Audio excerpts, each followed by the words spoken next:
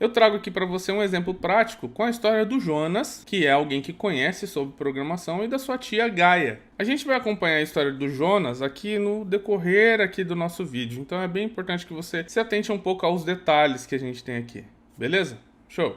Então é o seguinte, a Gaia, que é a tia do Jonas, ela frequentemente realizava uma tarefa manual. Essa tarefa manual envolvia basicamente fazer login no site do governo e emitir algumas notas no sistema de ISS, que é um sistema onde você vai gerar notas fiscais dos serviços que você presta na sua empresa, ok? Todas as notas fiscais tinham os seus dados origem armazenados numa tabela do Excel. Então o que acontecia? A Gaia ia lá, vendia algo e ela anotava isso numa planilha do Excel. Ela ia lá, vendia outra coisa e anotava isso na planilha do Excel.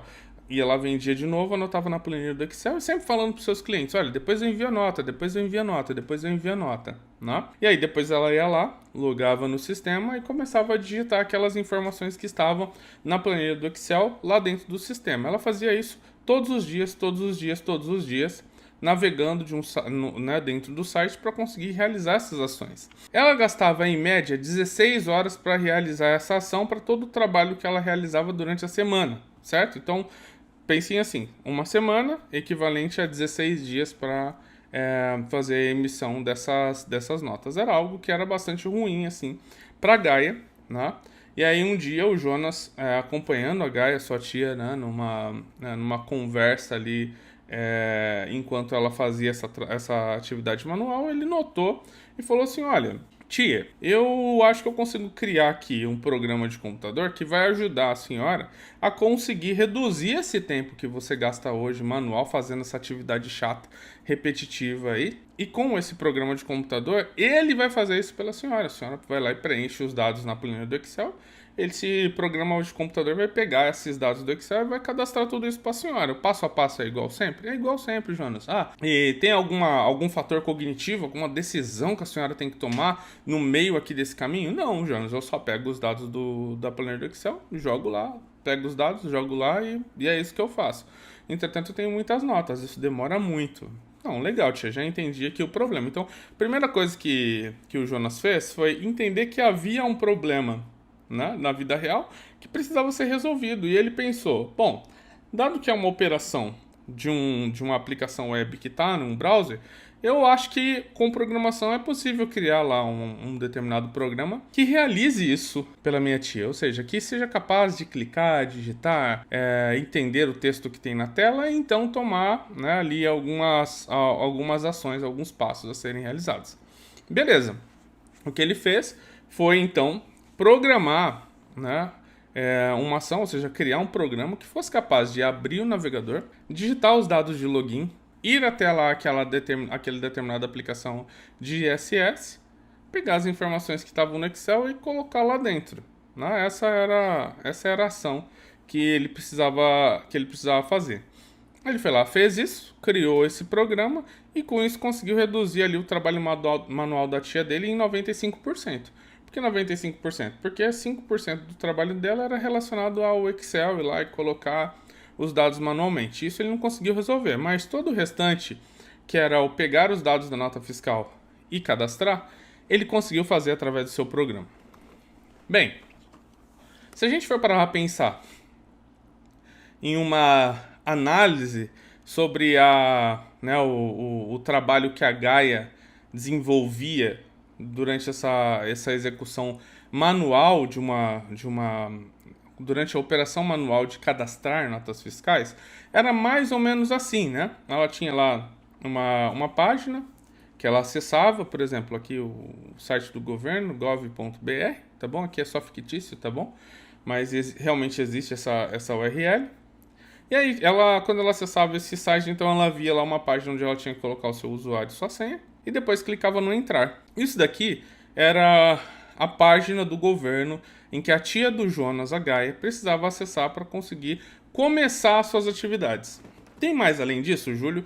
Tem um momento em que ela navega para o ISS, um momento onde ela vai lá e pega as informações do Excel e joga lá dentro para criar a nota do ISS, e assim sucessivamente. Mas como aqui a gente está falando de uma introdução ao tema, é importante que a gente também reduza um pouquinho o escopo, senão ia ficar aqui muitas telas e a gente não ia conseguir chegar no ponto onde eu quero que você chegue, o ponto que eu quero que você entenda.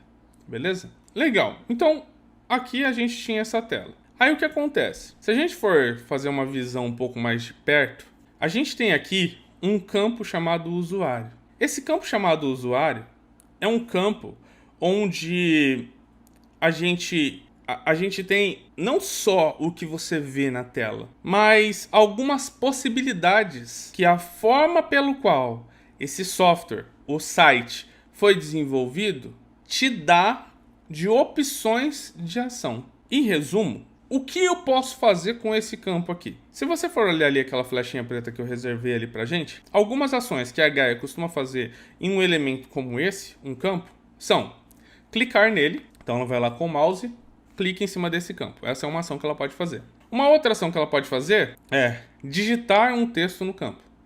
Ou seja, ela foi lá e clicou, ela vai lá e digita, por exemplo, Gaia, que é o usuário dela.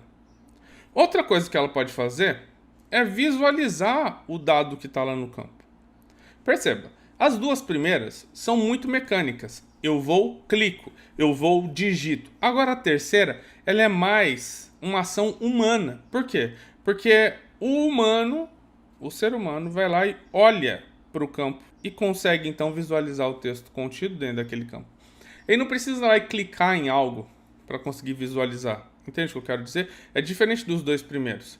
Entretanto, para que o Jonas consiga reproduzir as ações da tia dele, ele precisa reproduzir todas as ações da tia dele. Tanto aquelas que são relacionadas diretamente ao navegador e à aplicação, quanto aqueles que é um fator humano da tia dele indo lá e vendo alguma informação. Para que ele consiga criar um software ou criar um programa, programar, é necessário que ele conheça muito claramente qual é o desafio que ele precisa realizar. Então o desafio que ele precisa realizar é, dado que eu tenha um site, eu preciso reproduzir as ações da minha tia. Se eu preciso reproduzir as ações da minha tia, eu como programador preciso entender se é possível fazer isso. Se eu consigo fazer isso através do uso de um software, através do uso de um programa. É isso que ele faz. E isso daqui é muito interessante. Por quê? Porque na maioria das vezes a gente não está pensando nisso. A gente está pensando simplesmente em sair, sabe, digitando código. Isso não adianta, não ajuda. Não adianta eu simplesmente começar a programar sem saber se eu entendi corretamente o problema, e dois, se realmente há uma forma de fazer isso programaticamente. Ou seja, através do uso de programas. Bacana, né? Mas pelo menos o Jonas já conseguiu identificar aqui que para aqueles campos, essas são as ações que ele precisa. Para o botão, ele precisa digitar um texto no botão? Não, ele só precisa clicar no botão ou visualizar o texto que tem no botão. Certo?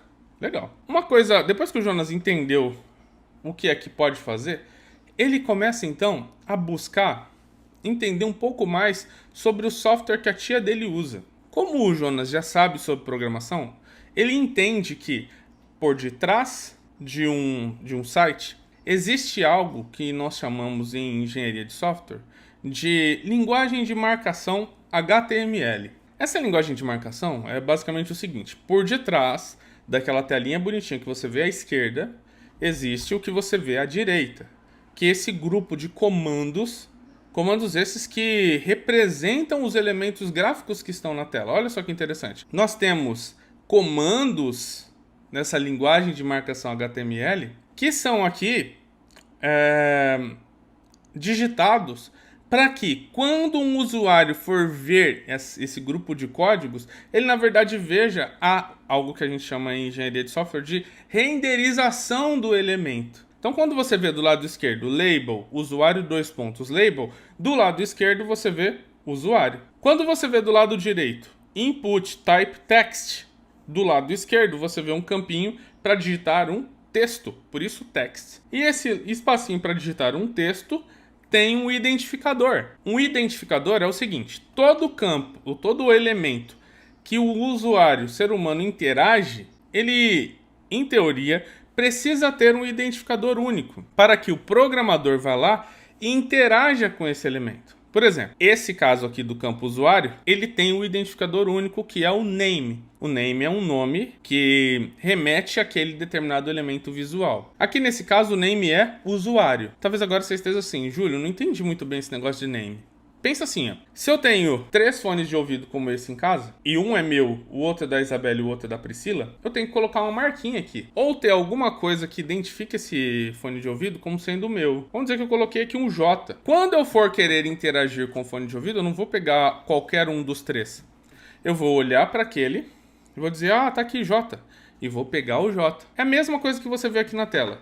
Tem 2 campos, usuário e senha. Os dois aparentemente são iguais. Entretanto, o name é diferente. Então, quando o usuário digitar Gaia no campo usuário, e eu quiser usar a informação que tem naquele campo, que é aqui no caso o valor Gaia, em outro lugar, eu preciso fazer referência direta àquele determinado campo. Por isso tem um identificador único ali dentro. Júlio, isso acontece sempre? Sim, isso sempre acontece. Em alguns casos, o desenvolvedor que criou o site aqui, por exemplo, nesse caso, o site do governo, ao invés de colocar o usuário no campo usuário, colocou um identificador numérico. Por exemplo, 98547213. E no de baixo, ao invés de colocar 13, ele colocou 18, entende? Mas tem um número que é único, um identificador único que descreve aquele elemento. Quando a Gaia apertar o botão, digitar as informações e clicar no botão entrar, na próxima tela o programador vai pegar por referência esses names que você vê aqui. E vai pegar a informação que tem dentro do elemento que tem aquele determinado name. E vai lidar com aquilo para alguma outra ação. Entendeu isso? Então, se hoje você entrar em qualquer aplicação web, ver um formulário, clicar com o botão direito nele, escolher a opção inspecionar elemento, no Chrome, por exemplo, você vai ver que aquele determinado elemento, provavelmente seja um input e provavelmente tenha um name. E aí você vai saber, caraca, olha só o que o Júlio falou, é o identificador. Por quê? Porque o programador que criou esse site teve que escrever isso que você vê do lado direito para que ele pudesse ter as referências e a renderização do lado esquerdo para o seu usuário final. Beleza? Show! Aí continua ali o código do programador que está do lado direito, né? Ele fala, olha, eu quero um outro label, senha, 2 pontos. Ele coloca ali do lado esquerdo, ou do lado direito, e do lado esquerdo aparece. Do lado direito ele coloca, olha, eu quero um outro input. Do lado esquerdo aparece um retângulo. Ele fala, type, o tipo, vai ser password, não vai ser text. Sabe o que acontece? Do lado esquerdo, aquele campinho de baixo, que é o campo do senha, quando você digita algo, ao invés de aparecer o texto que você está digitando, aparece bolinhas pretas. Que é aquele aspecto da senha. Você já deve ter percebido isso nos sites que você usa, né? Show! Aí ele fala, e o name vai ser senha. Ou seja, quando eu quiser fazer referência ao campo de baixo, eu vou ter que falar name senha. E por fim ele fala, e depois a minha tia Gaia clica no entrar. Aí ele olha o entrar, olha lá, é um input type e agora é submit. Quando o input type é submit, ele gera, em vez de gerar um campinho, ele gera um botão. Isso é HTML, tá bom? Então gera um botão. Aí ele fala, olha, esse botão ele tem que ter um textinho dentro. Daí ele coloca esse textinho dentro de um atributo, tá? Vocês veem que tem um padrão, né? Type igual aspas duplas, name igual aspas duplas, sabe? ID igual aspas duplas, value igual aspas duplas. Por quê? Porque esses carinhas aí são atributos. São características daquele determinado campo. Então ali embaixo você vai ver que tem uma característica que é o texto que está dentro do botão. Então se você coloca value e coloca um textinho lá dentro, por exemplo, Júlio, apareceria Júlio dentro do botão. Entrar, aparece entrar dentro do botão. É só o textinho que vai estar lá dentro. Mas tem uma outra coisa aqui que é nova pra gente agora, que é o ID. ID igual a entrar. Esse ID igual a entrar é a característica única que separa esse botãozinho cinza escuro, para que, se por acaso o programador precise usar para algo, ele consegue falar, eu quero interagir com qualquer um dos elementos que estão na tela. Mas tem que ser um que tenha o ID igual a entrar. Então ele pode dizer, olha, quando alguém clicar no ID entrar, quando alguém clicar 2 vezes no ID entrar, quando alguém segurar o clique no ID entrar, é uma forma dele conseguir programar os comportamentos desse botão. Até aqui, eu espero que você tenha entendido como funciona esse escopo. Talvez você precise depois buscar mais. E eu inclusive, encorajo você a fazer isso. Depois vai lá e digita HTML. Digita assim, ó, W3 Schools, que é escolas, mas em inglês. W3 Schools, espaço HTML. Você vai encontrar um site que ele te dá um conhecimento sobre HTML gratuito e super fácil de seguir. Se você quiser aprender mais sobre HTML, é lá que você tem que ir. Júlio, eu tenho? Tem! Você tem! Você tem que aprender mais. O que você tem que aprender em teste de software não é simplesmente o contexto de teste de software, mas sim também o contexto de engenharia de software, para isso te ajudar a você melhorar. Mas, Júlio, HTML, você vai precisar. Se você for testar aplicações web, conhecer sobre HTML vai te ajudar muitíssimo. Uma coisa que você deve estar pensando agora é assim, será que eu devo? Será que eu consigo? Será que eu vou conseguir aprender? Você vai conseguir aprender, mas você tem que dar o primeiro passo. O primeiro passo é importantíssimo nesse momento.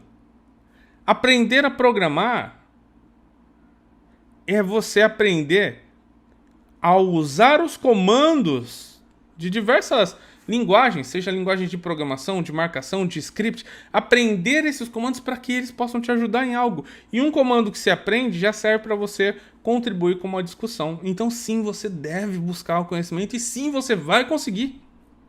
Mas você tem que dar o seu primeiro passo, beleza? Então, ó, tô esperando você dar o seu primeiro passo, hein? Bem, isso que a gente viu agora há pouco, do lado direito, é o que a gente chama de HTML, beleza? É uma linguagem de marcação, tá? Não é uma linguagem de programação, é uma linguagem de marcação, que é lida pelos navegadores. Então, quando um programador ou um desenvolvedor web vai lá e digita essa série de comandos do lado direito aqui, e oferece isso a um navegador, tipo o Chrome, o Firefox, o Safari, o navegador vai lá e olha isso e fala, tá escrito certinho? Tá, então vou mostrar campos gráficos, elementos gráficos para essa pessoa que está querendo acessar essa aplicação. Entendeu? Legal. Então, lê esses comandos e transforma em elementos gráficos. Beleza? Beleza. Olha só, ela pode ser manipulada programaticamente, que é aquilo que eu falei para você. Se tem identificadores nesses elementos, alguém pode escrever um programa que seja capaz de ir lá e colocar texto dentro, mudar a cor, alterar o tamanho, clicar, capturar o texto que tem lá dentro, adicionar outros atributos, remover atributos. Eu posso fazer isso programaticamente. Isso não é lindo? Isso é perfeito! Sabe por que é perfeito? Porque a gente está começando a ver aqui que existe uma forma de substituir as ações manuais operacionais e não as cognitivas da Gaia para que ela possa ganhar tempo. Olha como que isso é perfeito. Bem, então ela pode ser manipulada programaticamente, ou seja, através do uso de programas de computador, né?